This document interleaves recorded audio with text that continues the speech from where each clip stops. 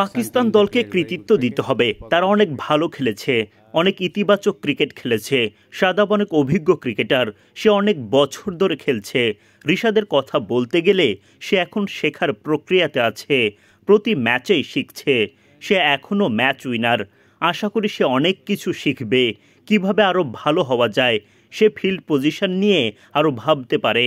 ফলে পাকিস্তানকে কৃতিত্ব দিতে হবে এবং রিশাদের ভবিষ্যৎ অনেক উজ্জ্বল। হৃদয় আজকে মোমেন্টামটা পায়নি। সে দারুণ একজন প্লেয়ার, ম্যাচ চেঞ্জার, দারুণভাবে বল স্ট্রাইক করে। ফলে অনেক ভালো ইনিংস খেলেছে বাংলাদেশের হয়ে। আশা করি সে এই পিচ থেকে শিখতে পারবে যে এখানে ভালো অবস্থায় কি হতে পারে। When he strike the ball very nicely. And you can see, like in past recent, like he's scored lots of good innings for Bangladesh. So I think he's a very good player, and hopefully he can obviously learn from this pitch, like where the best options can be. देखें credit तो उनको जाता है पाकिस्तान। আপনাদেরকে কৃতিত্ব দিতে হবে পাকিস্তানকে। আগা সালমান দারুণ খেলেছে, ক্রিকেটিং শট খেলেছে। টি-20 হোক আর টি-10 হোক, আপনাকে বেসিক ঠিক রাখতে হবে। ক্রিকেটিং শট খেললেই ভালো হবে। বোলাররা যেখানেই বল করেছে সেখানেই মেরে দিয়েছে। আগা সালমানকে কৃতিত্ব দিতে চাই, কারণ অনেক ভালো খেলেছে। আমাদের দুই মেইন পেসার নেই, সঠিক বলেছেন আপনি। তাসকিন ফিজরা নেই, শরীফুল ভালো শুরু এনে দিয়েছে। পাকিস্তানের আজকে ভালো ইন্টেন্ট ছিল, ফলে তাদের কৃতিত্ব দিচ্ছি। আমাদের ভুলগুলো থেকে শিক্ষা নিতে হবে। আমি বিশ্বাস করি আমাদের ভালোভাবে কামব্যাক করার সামর্থ্য আছে। With our mistakes, and I believe that we have a potential to come back very hard. I think शायद भाई believe और सबसे बड़ा ये हमारा বিশ্বাস থাকতে হবে। আমাদের সাদা বলে টি-20তে উইকেট নিতে হবে।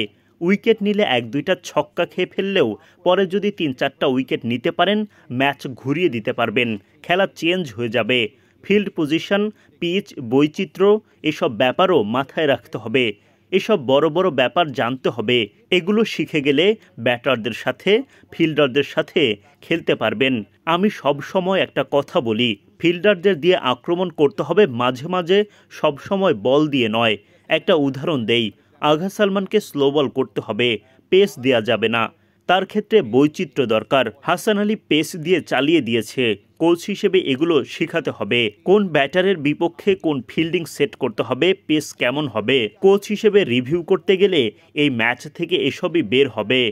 স্পিনারদের জন্য এই ব্যাপারগুলো বেশি গুরুত্বপূর্ণ। आई थिंक इस मैच के बाद जब हम रिव्यू करते हैं एज ए कोचेस, तो आई थिंक वो उसको अपने प्लेयर्स को ये दिखाते हैं एज ए स्पिनर कि ये आप कर सकते थे। So I think those are the things are very important for spinners. I think I haven't spoken to him yet, but one thing pitch অধিনায়কের সাথে কথা হয়নি এখনো। পিচ শুরুতে ট্র্যাকি ছিল, সুইং হচ্ছিল, স্লো হচ্ছিল। যখন আমরা শুরু করলাম, ফখর এবং সাইমের আউট দেখলে বুঝতে পারবেন। প্রথম 5-6 ওভারে ট্র্যাকি পিচ ছিল, পরে পিচ আরও ভালো হয়েছে ক্রমাগত। লিটন হয়তো স্পিনে বেশি আত্মবিশ্বাসী ছিল। শামীম তাই 4 ওভার করেছে, সে অনেক ভালো করেছে, আমাদের খেলায় ফিরিয়েছে। এই প্রথম তার বোলিং দেখলাম, ফলে সে একজন ষষ্ঠ বোলার হতে পারে এবং ভালো একজন ষষ্ঠ বোলার হতে পারে। I was very impressed. This is my first time to watching him. So I think he can be a very good option. That's a positive things Bangladesh can see today. He can be a sixth bowler, so he can be a very good sixth bowler basically. I think मुझे लगता है कि असल जो चीज़ है ना कि bench strength को भी देख। শান্ত নেই কেন? বেঞ্চ স্ট্রেংথ বাজিয়ে দেখতে হবে বিশ্বকাপের আগে কোন কম্বিনেশন আমাদের জন্য কাজ করবে। লং টার্ম চিন্তা করতে হবে। জাকের মিডল অর্ডারে ভালো করছে, সে অনেক ভালো ক্রিকেট খেলছে। তাওহিদও ভালো করছে। 6 নম্বরে শামীম দারুণ করছে, সে হচ্ছে 1-এর ভেতরে 3।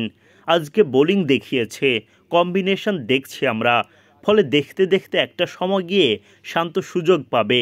সে অভিজ্ঞ অনেক, ফলে শান্তকে নিয়ে অত চিন্তা করতে হবে না। So he don't have to be worried about Shanto then. He's obviously improving performance जो होती है ना वो बंदे के confidence को high। শাদাব আমার মনে হয় সে অনেক উন্নতি করেছে।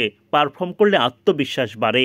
ব্যাট হাতে 50, বল হাতে উইকেট, নিশ্চিতভাবেই তার আত্মবিশ্বাস বাড়াবে। তার এখনও উন্নতির জায়গা আছে।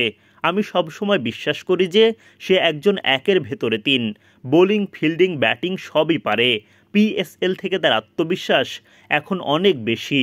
आई थिंक मैं आपको एक मैसेज बताना चाहता हूँ कि बिकॉज बांग्लादेश के साथ मैं पिछले साल से দর্শকদের একটা বার্তা দিতে চাই, আমি গত বছর থেকে স্পিন পরামর্শক হিসেবে কাজ করছি বাংলাদেশে। বাংলাদেশের লোক পাকিস্তানের ক্রিকেটকে অনেক পছন্দ করে, সাপোর্টও করে।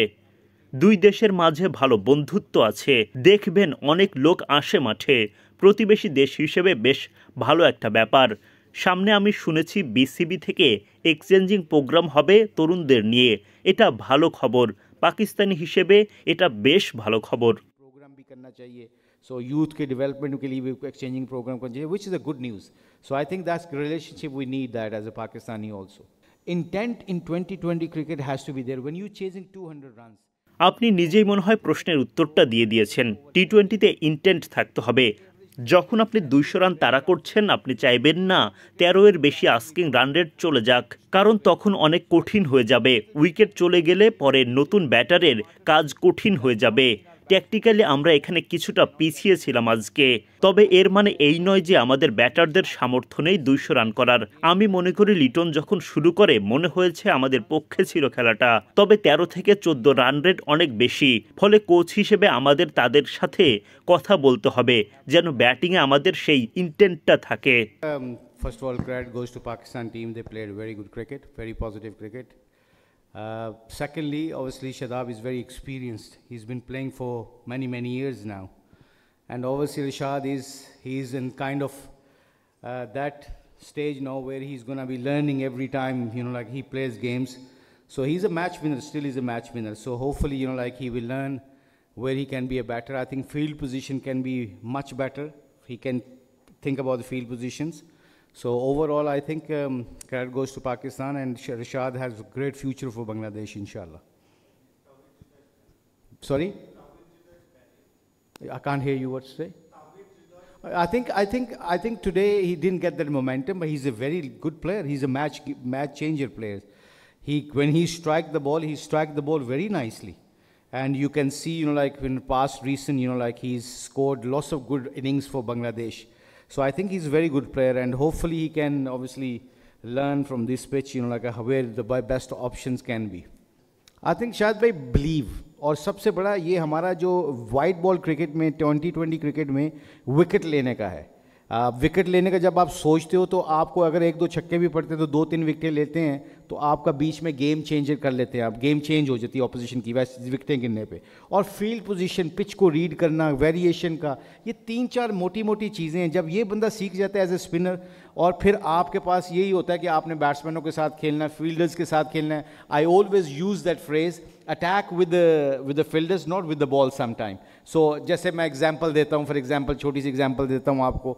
आगा सलमान को पेस नहीं देनी, स्लो बॉल करना है, variation is the key against him. Hasan Ali खेल रहा था, उसको तेज़ करना है क्योंकि उसको हाथ तेज़ चलते हैं, तो उसको मौका नहीं देना। अगर स्पिनर जब ये आस्ता आस्ता सीख लेता है as a coach, you have to teach them कि जब ऐसे बैट्समैनों के लिए कौन सी फील्ड लेनी थी, कौन सी पेस से बॉल करना था।